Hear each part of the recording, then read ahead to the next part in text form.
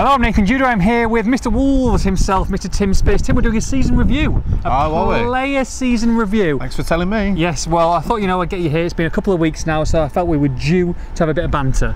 Okay. So today we're going to start off with the goalkeepers. Throughout the week, throughout the days, we're going to be going through defenders, midfielders, forwards, finishing off. Do you want to do your top button? Finishing off. God's sake, we're showing off his chest. What's wrong with that? What's wrong with that? Wax. Who do you think you are, Des Lynam? Couple of greys kicking around, actually, to be fair. Finish off with the management on Friday. So defenders will be Tuesday, midfielders will be Wednesday. Yes. Forwards will be Friday. Stop it. Thursday, and we'll finish off with the management Friday. But today we're talking about the goalkeepers, Tim, and let's talk about John Ruddy, who obviously came in the summer, and he's done pretty well, hasn't he, to be fair? 24 or 5 clean sheets. Yep. Something around that mark. It doesn't matter anymore. He's done very well from August to kind of February time in particular. He's very, very solid, and then he had a bit of a dip with his, I think, confidence issues maybe. Yeah. Confidence looked fragile to me. He started making a mistake every game really, but then he picked it up again towards the end of the season. And overall, fantastic addition. As we've said many times, off the field in particular, his contribution cannot be underestimated. A real leader in that dressing room. I think I want to thank me for saying it. I think he's the oldest player in that dressing room by about 3 or 4 years. Yeah. And it shows. He's been there, done that before. But you need that experience, don't you? Promoted twice before, 1000%. You do need that experience.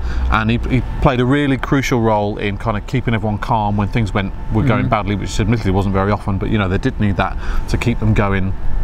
And he was an excellent influence, and yeah, made some crucial saves as well. I remember Reading away when they were 1-0 up under the cosh, and Cardiff, of course, really saved them that day. And then Cardiff absolutely was his hero moment, which that day kind of clinched the title, really, didn't it, for them? So yeah, he's for a free transfer. I thought they did excellently to bring him in.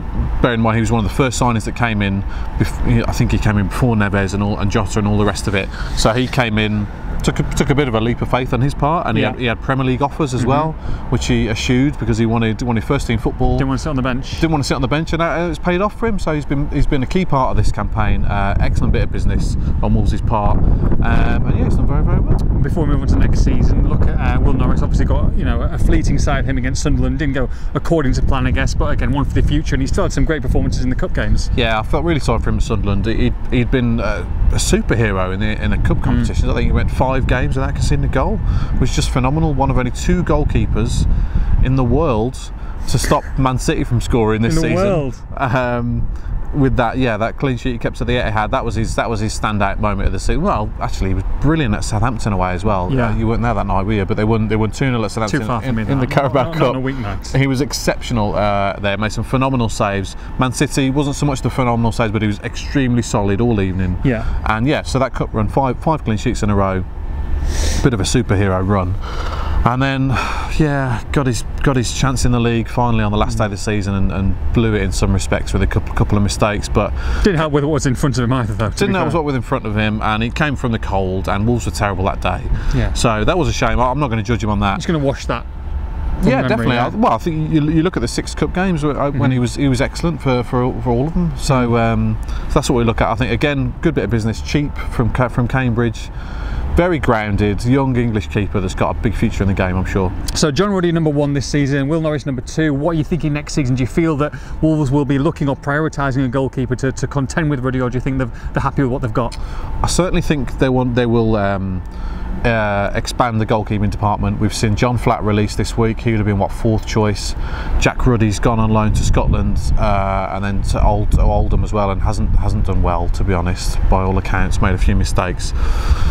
Harry Burgoyne's 3rd choice.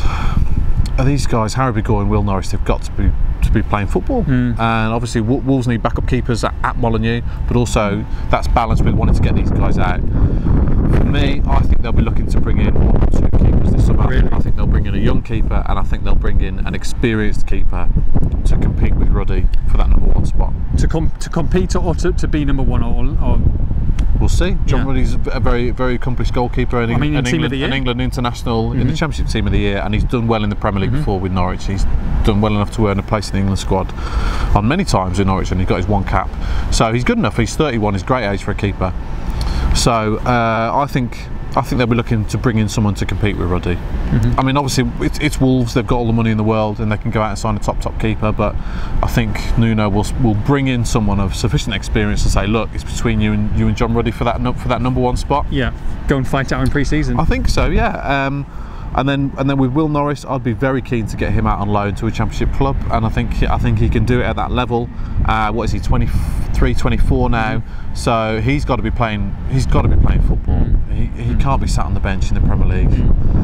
Like I said, that's balanced out by the fact that Wolves need 2 or 3 good keepers at Molineux for the season. But for me, you bring someone in and you let Norris go out on loan, and Burgoyne as well if possible, and then you have another couple of keepers back at Molineux with the under-23s vying it out for the number 3 and 4 spots really for next season. I mean, 20-odd clean sheets this season. If you can get half of that in the Premier League, you're doing pretty well, aren't you?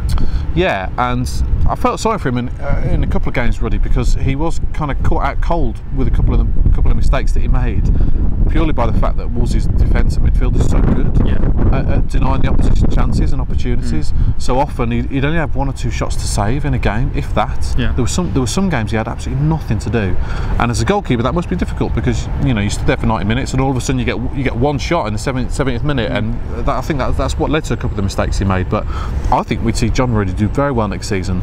He'll be a busy boy. Be a busy boy, and that's what keepers want. Keepers don't want to be stood there doing nothing for 90 minutes. His distribution improved, I thought, as the season went on.